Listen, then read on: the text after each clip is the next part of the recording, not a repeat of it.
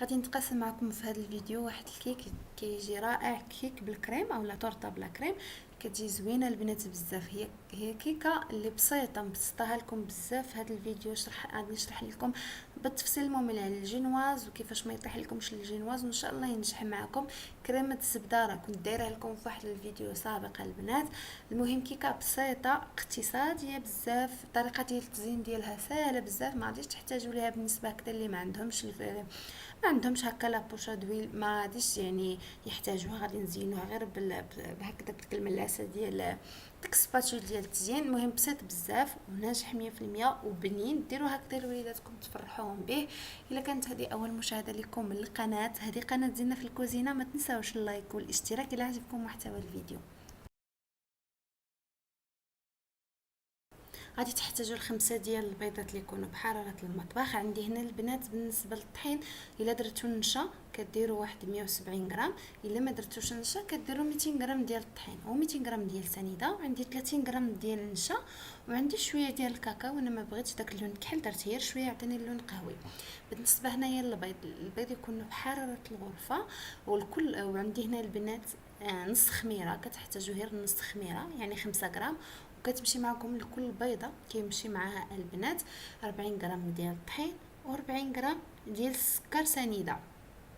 هذه البنات قاعده، ويعني ولعبوا بالبيض كي بغيتو ديروا 3، بغيتو ديروا 4، بغيتو ديروا 5، وكتمشيو بهذا الشكل هذا. ومني كديروا النشا كتنقصوا الكميه ديال النشا من الطحين صافي. هذا بالنسبه ل 200 غرام ديال الطحين كنديروا معاها 30 غرام ديال النشا، كنقصوه من ديك 200 غرام كيولي لنا 170 غرام ملي كنستعملوا النشا. وهنا كنستعملوا النشا في حالات كنتم مستعملين طحين عادي، طحين خاص بالمخبوزات، طحين فورس خاص من المخبوزات، كتكون النسبه ديال البروتينات اللي كتولي من بعد جلوتين طالعه. هذا هو الفرق بينه وبين ديال الكيك. فاش كنزيدوا ليه النشا كيولي هنا خاص بالكيك، كتولي النسبه ديال البروتينات ناقصه فيه. وكيولي لنا بحال ديال الكيك. هذا البنات ممكن تستعملوه لجميع الحلويات. منين ما يكونش عندكم دقيق خاص بالكيك كتزيدوا ليه النشا وتستعملوه كيولي خاص بالكيك. وفي حاله كانت عندكم الطحين اللي خاص بالكيك راك ما كتستعملوش النشا، بغيتو ديروه مزيان كيزيد لكم الخير هو الهشاشه والخفه للكيك ديالكم. هنا راه ضروري تغربلوا الطحين ديالكم 3 المرات، هو وجميع النواشف مع الخميره مع النشا. غربلوهم 3 المرات، هذه ضروريه كتعاون بزاف الكيك باش يجيكم خفيف. بالنسبه للبنات هي الخميره عاده الجينواز ما كديرش فيه الخميره لانه كيعتمد على داك الهواء ديال البيض هو اللي كيطلع الجينواز، ولكن كيديروها في حاله ما فشل البيض ولا طاح داك البيض كتطلعها في بلاصتو الخميره. هذا هو علاش. صافي هنا راني كنغربل هذاك الطحين. هنا راه نسيت ليه الكاكاو حتى التالي، عاد تفكرت بلي خصني نغربل معاه حتى الكاكاو وزدتها ليه حتى الاخر. المهم ماشي مشكل. بالنسبه لكم نتوما بغيتو ديروها بلا كاكاو ديروا الفاني بلاصه الكاكاو، ديروها بالنسبه ديال الفاني. وثاني مرحله البنات هي كتوجدوا المول ديالكم. كتاخذوا هكذا ورق ديال الطبخ، ضروري ورق الطبخ الجينواز لان الجينواز ما فيها لا دهون لا زيت، كتكون ناشفه بزاف وكتلصق بزاف. ضروري تفرشوا هكذا ورق الطبخ. كتقطعوه هكا بقياس المول وكتاخذوا الزبده دهنوا بها المول. كنديروا حنا الزبده باش يلصق عليها ورق الطبخ ما يبقاش كيتحرك من بلاصتو، كيتكولا مع المول فاش كديروا. بالنسبه للقياس ديال المول فيه من 20 سنتيم حتى ل 23 في العرض و10 في الارتفاع.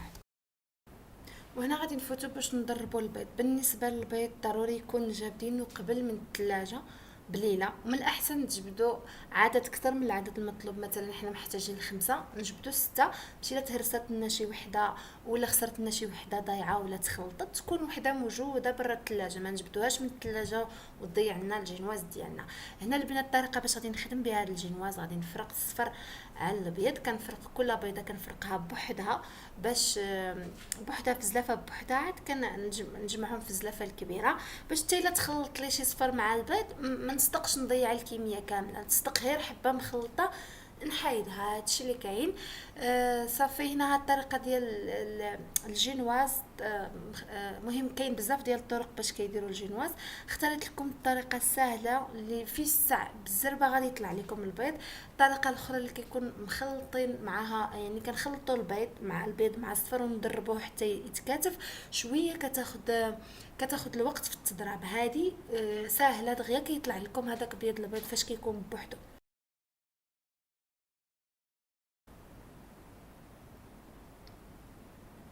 صافي هنا البنات كتاخدوا الدراب الكهربائي. ضروري الدراب الكهربائي في هذا الجينواز.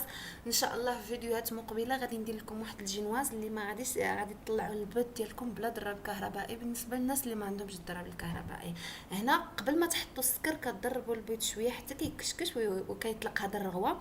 عاد كتبداو تضيفوا ليه في السكر. بالنسبه للكميه ديال السكر اللي غادي نضيفوا نص ديال الكميه، ما غاديش نضيفوها كامله، غادي نضيفوا غير النص وكنضيفوه بالتدريج وكنستمروا في الخلط حتى كنحصلوا على القوام بحال ديال المرانغ. كنحصلوا على واحد القوام اللي كما كتلاحظوا كيعطينا كثيف. صافي من بعد ما طلعت بيض البيض ولا لي بهذا الشكل ولا قوام ثلجي، غادي ندوز للصفر ديال البيض. غادي نخلط معاه نص ديال الكميه اللي باقيه ديال السكر، وغادي نخلطو حتى هو مزيان حتى يبان. وغادي نضيفو الخليط ديال الصفر البيض مباشر على خليط ديال بيض البيض. وضروري في هذه المرحله تنقصوا الدراب، نقصوا ليه الادنى سرعه عندكم باش ما تفشلكمش هذاك البيض. صافي في هذه المرحله غادي نبدا نضيف النواشف اللي مخلطها كامله اللي سبق لي وغربلتها. غادي نضيفها هكذا على 3 ديال الدفعات. في هذه المرحله غادي نحيد الدراب الكهربائي وغادي نستعمل غير شي سباتيل ولا دراب يدوي ونخلط بشويه باش ما نهرسوش القوام ديال البيض. كنخلطو من الاسفل ونطلعوا الفوق بهذا الشكل غير بشويه. هنا انا راه غير الفيديو مسرع، اما هو في الواقع راه كنت كنخلط غير بشويه. مهم كتخلطوا حتى كتاكدوا ان الطحين انسجم لكم مع هذاك الخليط ديال البيض وكتحبسوا كتخلطوش بزاف.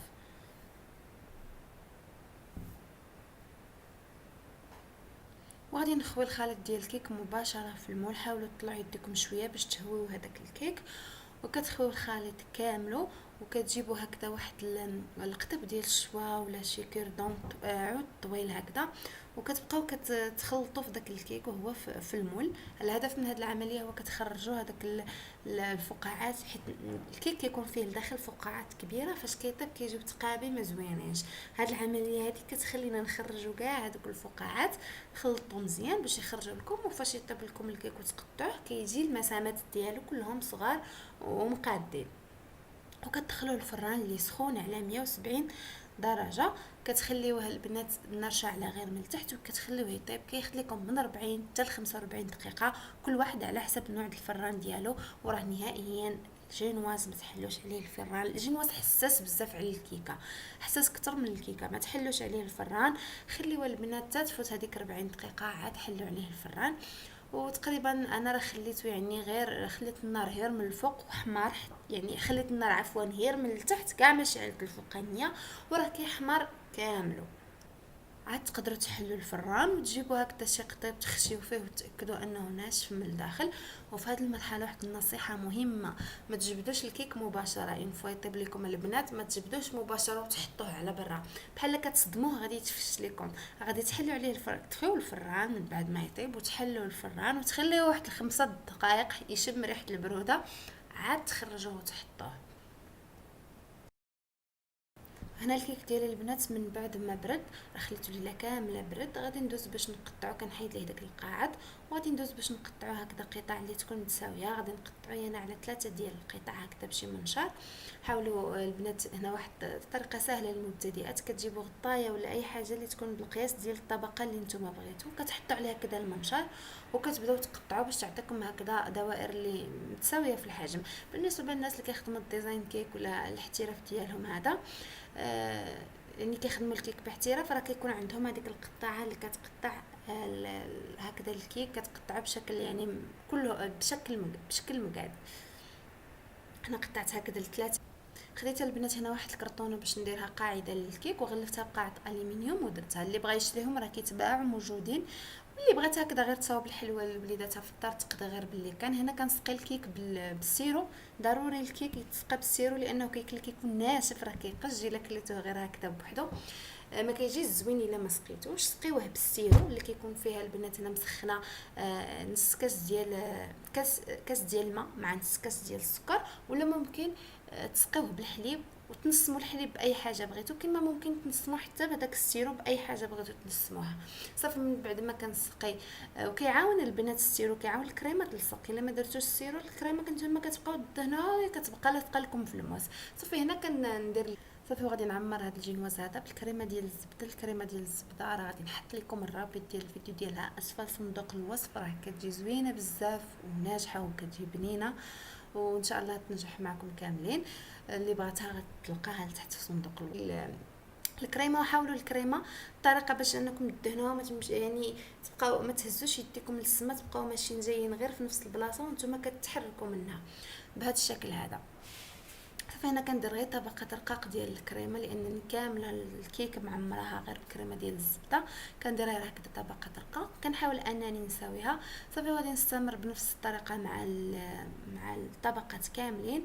البنات هنايا انا راه كانوا مرونين ولادي كيبكيو عليا كيبقاو يهزوا لي من الكيكه. داكشي علاش راه غير زربت عليها يعني ما عطيتهاش الخاطر في التزيين، زربت عليها. انا اصلا دايرها غير لداري ماشي مشكل، قابله عليها كما كانت. المهم نتوما الا كان عندكم الخاطر حاولوا المهم عطيوها الخاطر وزينوها مقاده باش تجيكم زوينه.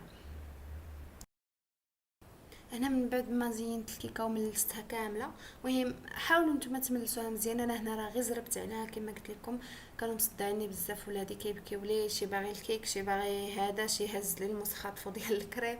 المهم الروينه وصافي. هنا خديت شويه ديال الكريمه ديال الزبده كتذوبوها في الميكرو اوند ولا في حمام مريم وكديروا بها كلاصاج بهذا الشكل، كتغطيو به هكذا الكيكه ديالكم. راه كيجي زوينه للبنات وكيجي بنين وكتبقى الكيكه كامله اقتصاديه ويعني مستعملين هي كريمه ديال الزبده. كلشي سهله في الكلاصاج لا في الحشو. كتحاولوا تخبطوا هكذا ديك الكريمه باش تنزل لكم من الجناب، وكتاخذوا واحد شويه ديال الكريمه اخر حتى هو يكون مذوب شويه، ماشي يعني كتسخنوه حتى يسخن البنات، راه غير كيذوب راه غير كيدفى شويه صافي. وكتلونوه بالكاكاو وكديروا به هكذا خطيطات بهذا الشكل هذا. حتى هما كتحاولوا تخبطوا شويه هكذا الكيكه باش يسيحوا شويه. صافي وزينتها بهاد الوريدات ديال الشيكولا والتزيين راه كيبقى اختياري كل واحد وكما بغى يزين. بالنسبه لهاد الوريدات الا بغيتوهم ندير لكم فيديو عليهم ان شاء الله. هذا الشيء اللي كاين. صافي البنات هذا هو الشكل النهائي ديال الكيك. من بعد ما تزينوه هو من الاحسن تخليوه يبرد لكم مزيان. اي كيك هكذا طورطه اللي مزينه بالكريم فاش تساليوها خصها تبرد وتخرجوها بارده. بالنسبه فاش الا بردتوها البنات وخرجتوها بارده، بالنسبه للكريمه ديال الزبده كتخرجوها قبل من الثلاجه بنص ساعه قبل التقديم يعني قبل ما تكال باش ترخى شويه ديك الزبده. انا هنا كنت مزروبه ما بردتها ما والو. غادي نقطعها لكم باش تشوفوا الشكل ديالها. وهذا هو الشكل النهائي ديالها. كتجي زوينه البنات ساهله اقتصاديه، اللي بغات هكذا ديرها لوليداتها وتفرحهم. كاين الناس اللي ما كيتعقوش هكذا في كريمه الزبده ما كتعجبهمش، ولكن كريمه الزبده راه فاش كتخدم مزيان كتجي زوينه البنات وراه كيعتمدوها يعني فالناس اللي شاف الكبار مشهورين راه كريمه الزبده معروفه معتمده عندهم. غير هو الناس اللي ما كيعرفوهاش بزاف كيقول لك واش غادي ناكلوا حنا غير الزبده. مهم كيخافوا منها مادام هما مجربينهاش كيخافوا منها، ولكن غير جربوها على حسابي كتجي زوينه والكيك زوين. تبعوا غير النصائح كامل. وهذا ما كان. نشوفكم ان شاء الله في فيديو جديد ووصفه جديده.